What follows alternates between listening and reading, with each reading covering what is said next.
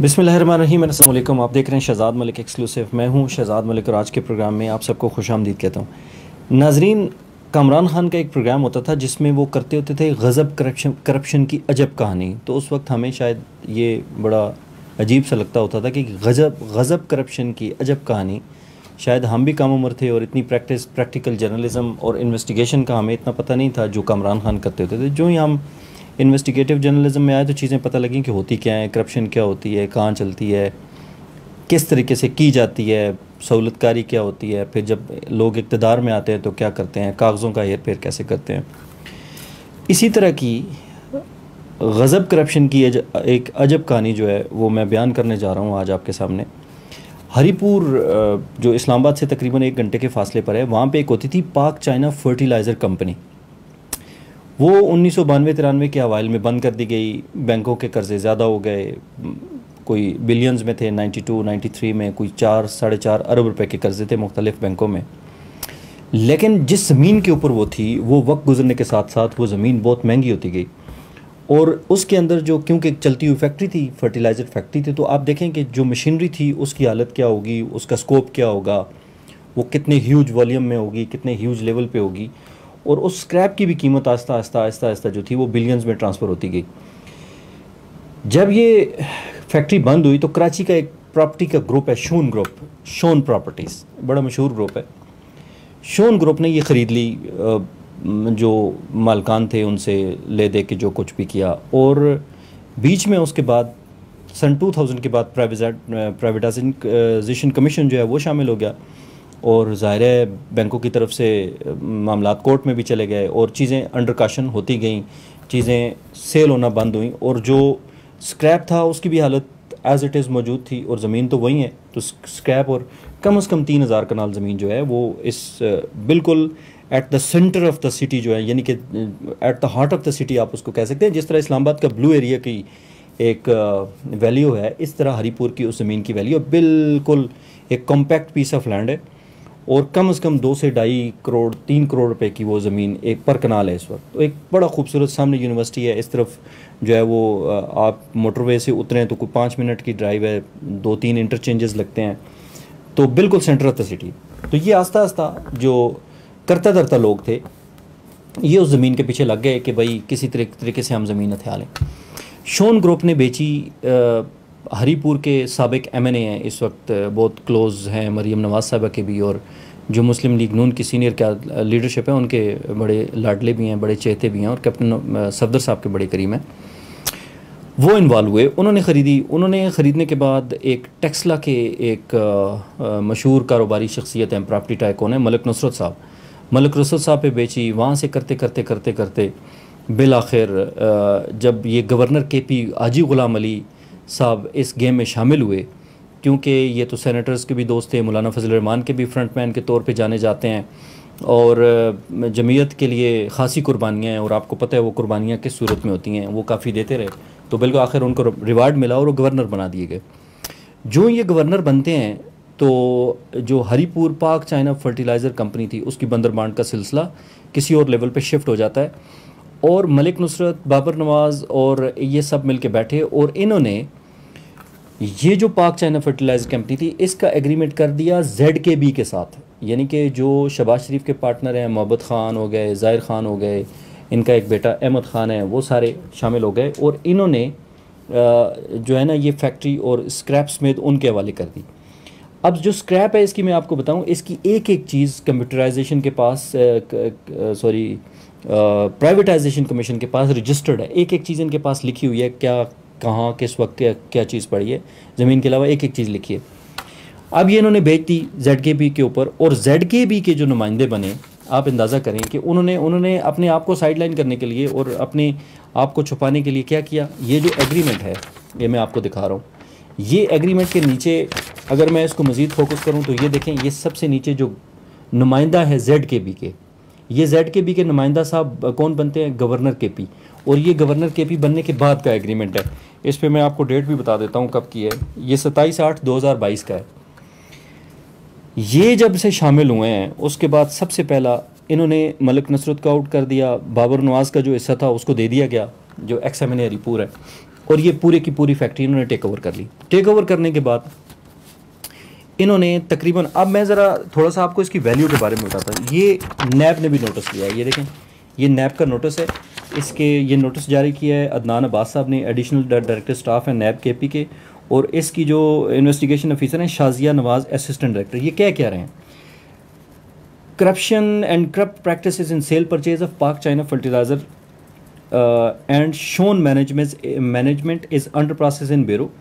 It is mentioned in that complaint that the value of land and machinery of these companies is around 80 billion.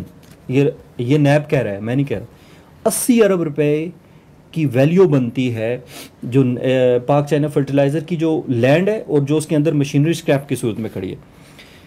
अब sir, अब इसमें ये देखें कि 80 अरब, that 10% share of Pak China Fertilizer Company is owned by the Privatization Commission of Pakistan.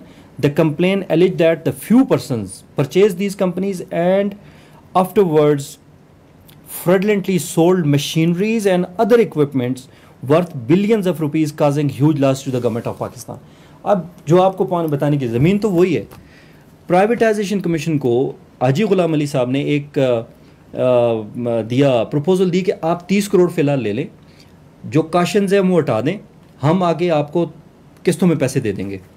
अब 80 billion कहाँ, 30 करोड़ कहाँ? अच्छा, अब जो इसकी मशीनरी है उसका अंदाज़ा करते हैं। इस वक्त वो मशीनरी जब तक मामला नैब के पास है, जब तक मामला प्राइवेटाइजेशन कमीशन के पास है, जब तक मामला कोर्ट्स के पास है, वो मशीनरी वही होनी चाहिए। हमारी तहकीकात के मुताबिक और ये इस रिपोर्ट के मुताबिक बिलियंस ऑफ रुपीज़ का जो स्क्रैप था वो उठा लिया गया। हाजी गुलाम अली साहब की मुबैना तौर पर, उनकी इमा पर, वो उठा के सवाबी में एक फैक्ट्री है गंदफ, और उधर कोई गंदफ फैक्ट्री के हाजी साहब हैं, उन्होंने वो ये सारा स्क्रैप उठा के बेच दिया। इसमें कौन कौन शामिल है? जो कर्ताधर्ता लोग हैं, इसमें सब गवर्नमेंट को पता है। और इस पे DC हरीपुर को बेइंतहा अंडर प्रेशर किया गया कि आप इस पे सेक्शन 144 हटा दें ताकि हम इसका जो बाकी का सिलसिला है वो भी कर दें। लेकिन DC हरीपुर डट गया। उन्होंने कहा जी, उनका नाम है ओन हैदर गोंदल, ओन डट गया। उसने कहा जी मैं नहीं, बिल्कुल गलत काम नहीं करूँगा, आप पहले भी इस पे गलत काम कर चुके हैं। ज़ाहिर है जो चोरी हो रही है वो उसकी जो रिस्ट्रिक्शन में तो नहीं आती, ज़ाहिर है वो पुलिस उसको देखे, अगर वो पर्चा शर्चा कोई बनता है उसके ऊपर, ज़ाहिर है बनता भी है। नैब के केस के दौरान हालांकि नैब को चाहिए था सबसे पहले आके इसको सील करते, सील करके अपनी टीम बिठा देते, सारी चीज़ें करते, लेकिन उन्होंने ऐसा नहीं किया। और ये जो यहाँ पे इन्होंने लिखा है ना फ्यू पर्सनस, ये फ्यू पर्सनस यही हैं, ZKB वाले, बाबर नवाज़ खान और ये दूसरा हाजी गुलाम अली साहब, लेकिन इनको नाम नहीं लिखे क्योंकि ये पावर में है। तो आपको पता है नैब को तो पहले ही कट टू साइज़ करके रख दिया गया है कि आप इतने इतने इतने उसमें देख नहीं सकते, लेकिन यहाँ पे बिलियंस ऑफ रुपीज़ की गेम है, तो ज़ाहिर है नैब इसलिए इन्वॉल्व हुआ। अब उन्होंने प्राइवेटाइजेशन कमीशन से लिस्ट मांगी है कि जो स्क्रैप इस रिपोर्ट के मुताबिक जो स्क्रैप पड़ा हुआ है वहाँ पे, उसकी आप हमें लिस्ट दें कि नीचे सारी चीज़ें ग्राउंड पे मौजूद हैं या नहीं है। अगर वो लिस्ट के मुताबिक ग्राउंड पे मौजूद होंगी तो चोरी नहीं होगी। जो मेरी इतलात के मुताबिक, तहकीकात के मुताबिक, ज़ाहिर है मैं पिछले 5-6 महीनों से इस काम पे लगा हूँ, मेरे पास जो चीज़ें हैं वो ये हैं कि ये उठा के ले चुके हैं जिसको ये है, जबकि कंप्लेनेंट बना है जो कोई भी इसके ऊपर, उनका भी यही पॉइंट ऑफ व्यू है कि ये चीज़ें उठा के चली गई। ज़मीन तो दरकिनार, ज़मीन तो वही है, लेकिन हाजी गुलाम अली साहब ने DC के ऊपर प्रेशर डाला कि आप इसको हटाएं, काशन हटाएं इसके ऊपर 144 को, इसको सेक्शन को आप इसको वो करें, डीफ्रीज करें ताकि हम इसको बाकी की जो बंदर है वो डट गया। उसके बाद इन्होंने उसको हटाने की भरपूर कोशिश की और मकबूल हुसैन जो इस वक्त KP में बैठे हुए हैं उनका नोटिफिकेशन भी हुआ। इलेक्शन कमीशन ने ज़ाहिर इस हालत में वो कर दिए थे नोटिफिकेशन, लेकिन ये सारे फिर इकट्ठे होकर चीफ सेक्रेटरी के पास गए। चीफ सेक्रेटरी को बाकायदा ओन हैदर और बाकी उनके दोस्तों ने बताया कि जी ये कौन कौन से गलत काम डेली जो जमीयत उलमाए पाकिस्तान है और इनके जो कारिंदे हैं पेशावर के, जो करता धरता हैं, गवर्नर साहब हैं, इनकी तरफ से हमें डेली कौन कौन से अहकामात आते हैं जो गैर कानूनी होते हैं, कल को हम फंसेंगे। चीफ सेक्रेटरी को पूरी ब्रीफिंग दी गई कि किस तरीके से बंदर बांट हो रही है। लिहाजा वो जो फिर नोटिफिकेशन हुए थे इलेक्शन कमीशन ने किए थे, फिर उनको उन्होंने सेट असाइड कर दिया, सेटल कर दिया और ओन हैदर गोंदल की पोजीशन इसलिए बच गई, वरना ओन की जगह मकबूल हुसैन को लाया जाना था जो आके इस बंदर बांट में आगे चला जाता। तो ये थी सारी करप्शन की होशरुबा अजब करप्शन की गज़ब कहानी जो मैंने आपके सामने रखी है। और अफसोसनाक बात यह है कि ये कोई इस मौलाना फजल रहमान साहब को और इनकी टीम को कोई पाकिस्तानियों का फ़िक्र नहीं है, पाकिस्तान का फ़िक्र नहीं है। इनको ये नहीं चाहिए कि जी पाकिस्तान स्टेबल हो जाए, गरीब आदमी की ज़िंदगी जो है वो अच्छी हो जाए, महंगाई कम हो जाए, ये वो नहीं है। माल कमा रहे हैं सारे, फिट करके माल कमा रहे हैं। ठीक है, अभी अगर फिर किस्म की कोई तगड़े उसको दे दिया जाए और इसकी इंटरफेयर इसकी गवर्नमेंट की ना हो, तो आप यकीन करें ये बहुत ही आसान और सिंपल केस है।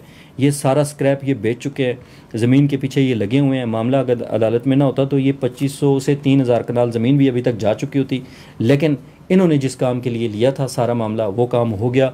फिलहाल कि इन्होंने अरबों रुपए का जो स्क्रैप था वो अंदर जो मशीनरी की जो वो उसमें लोहे की सूरत में चीज़ों की सूरत में पड़ी थी वो ले जा चुके हैं। और जो इस वक्त भी डीसी बैठा हुआ है वो अगर उसको चीफ सेक्रेटरी को सूरत हाल पता ना होती तो वो जा चुका होता, और नए जो आते उन्होंने मकबूल हुसैन साहब उन्होंने यही करना था। ये थी आज की स्टोरी। ये एग्रीमेंट्स भी मेरे पास पड़े हैं। हाँ, अगर किसी को तकलीफ़ हुई, ज़ाहिर है मुझे पता है तकलीफ़ तो लोगों को होती है जब हम बात करते हैं। किसी को तकलीफ़ हुई तो कोर्ट भी हाज़िर है, मैं भी हाज़िर हूँ, डॉक्यूमेंट्स भी हाज़िर हैं। आप अपने घोड़े दुड़ा लीजिएगा, हम अपने घोड़े दुड़ा लीजिएगा। लेकिन ऐसा नहीं है कि हमारा कोई ज़ाती। हाँ, इस सिलसिले में मैंने बार बार कोशिश की है हाजी ग़ुलाम अली से बात करने की। हाजी ग़ुलाम अली ने कहा कि मेरा दस्तखत या मेरा नाम किसी एक जगह भी दिखा दिया तो मैं आपको सलूट करूँगा। जिस वक्त मैंने उनको ये भेजा उनके दस्तखत का ये कागज़ ये वाला, तो उसके बाद फिर जो है ना वो तारीख़ खामोश है। उन्होंने मुझे 2-4 सिफारिशें ज़रूर करवाई हैं कि आप इसको बोलें कि इसको मुंह बंद रखे, लेकिन उन्होंने मुझे उसके बाद फ़ोन नहीं उठाया। मैंने उसके अलावा महबूद खान से भी बात की है, ZKB के जो मालिक हैं, उनको मैंने ये डॉक्यूमेंट भी भेजा है, ये नैब वाला डॉक्यूमेंट भी भेजा है, उनके बेटे अहमद ख़ान को भी भेजा है, लेकिन दोनों ने मुझे इस सिलसिले पे कोई जवाब नहीं दिया।